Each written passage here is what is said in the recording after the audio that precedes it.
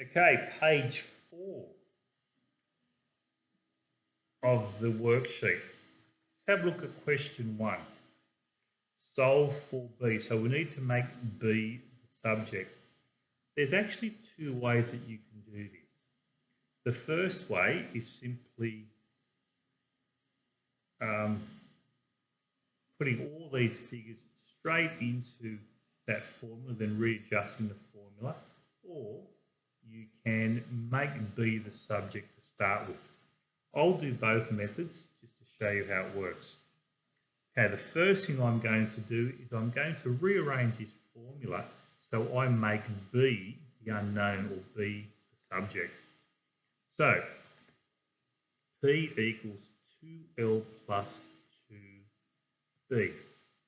So if I subtract 2L from this side and 2L from that side, I'm left with P minus 2L equals 2B.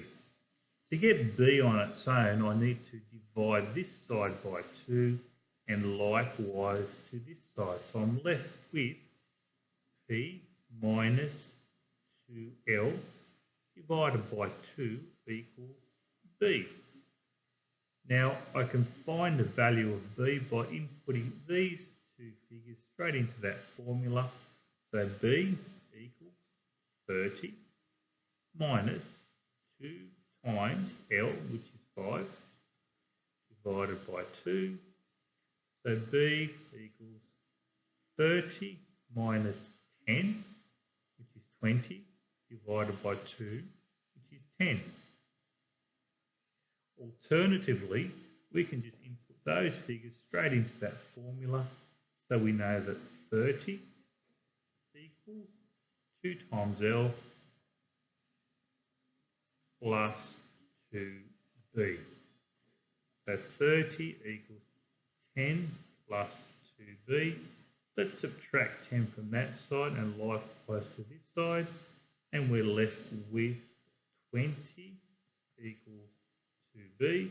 Let's get B on its own, so we'll divide this side by 2, likewise to this side, and we're left with B equals 10.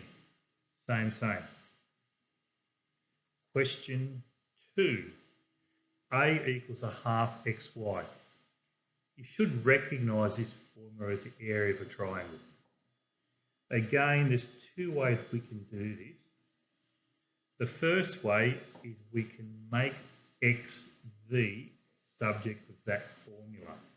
So if we use the formula A equals a half xy, let's make x the subject.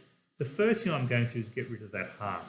So to get rid of the half, I'm going to multiply this side by 2 and likewise on this side. So I'll get 2a equals xy. Now, let's get x on its own. So I'll divide this side by y and I'll divide this side by y. So I'll be left with 2a over y equals x. Let's put these figures straight into that formula. 2 times 40 divided by 8 equals x. So x equals 80 divided by 8, which is 10. Now, let's simply put these figures straight into that formula. 40 equals a half times x times 8. Okay, so 40 equals half times 8 is 4. X. Let's get the x on its own, so I'll divide this by 4, that side by 4 also, and I'm left with x equals 10, same as this side. Okay, question 3.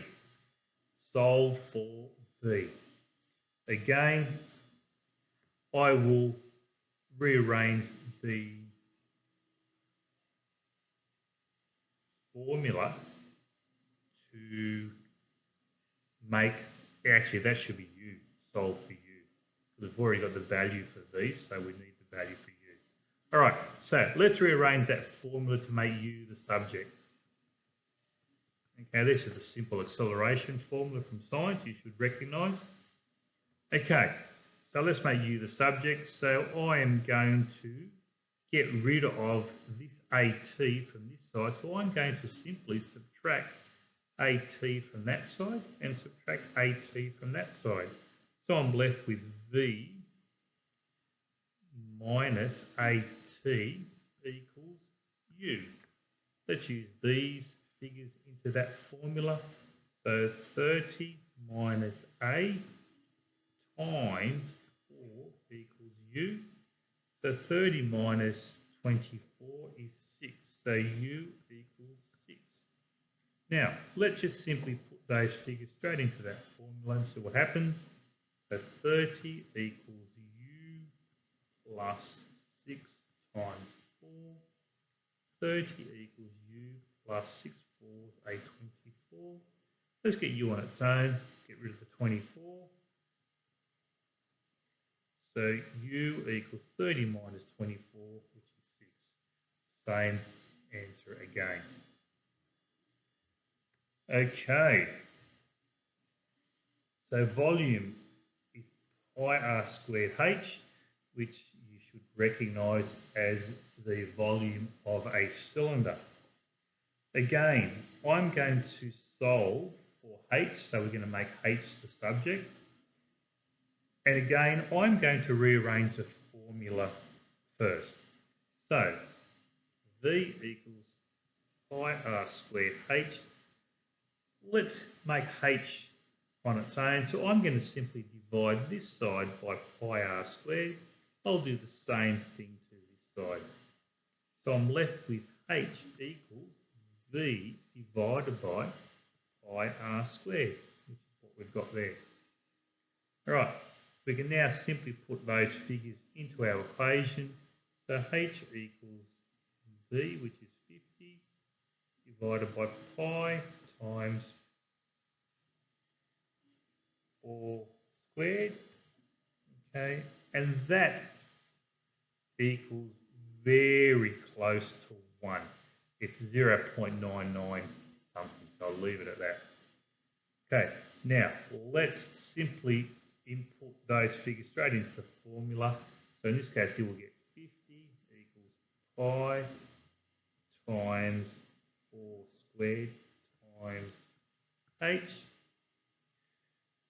Okay, so 50 equals pi times 16 ends up being 50.265 times h. Let's get h on its own, so we're going to divide this side by 50.265. Do the same thing on this side. And we're going to end up with h equals 50 divided by 50.265. If you work that out in the calculator, it ends up being roughly 1, so it's 0.992 something. So we get the same answer both ways. Okay, let's have a look at the last question. If the area of a triangle is 50 square centimetres and the base length is 15, find the perpendicular height of the triangle. Now, let's use the formula that we had in this question, question 2, which is the area of a triangle. Area equals a half x times y. Okay? Now, in this case here, let's make the x value the base and we'll make the y value the height. So area equals a half times the base times the height. So we're actually, there's the base and there's the height. Okay, so it all makes sense. I'm now going to rearrange the formula to find h. Okay, so for me to find h on its own, I'm going to divide this side by a half b, divide that side by a half b, and that'll get rid of that from there. So I'm left with h equals a divided by a half b. If we input the figures into that formula, we've got a is equal to 50 divided by a half times b, which is 15. If we use our calculator for that, we'll get 50 divided by 7.5. It ends up being 6 2/3, which is, using calculator, is 6.66 repeater. Okay? If we simply input those figures straight into the formula, let's have a look. 50 equals a half times b, which is the base. Oops, no, the base is 15 times h. Okay, so what we're left with is 50 equals a half times 15 is 7.5 times h. Let's get h on its own, so we'll divide this side by 7.5. We'll divide this side by 7.5, and we end up with h equals 50 divided by 7.5. If you use your calculator for that too, you'll end up with 6 2/3, or h equals 6.66 repeater.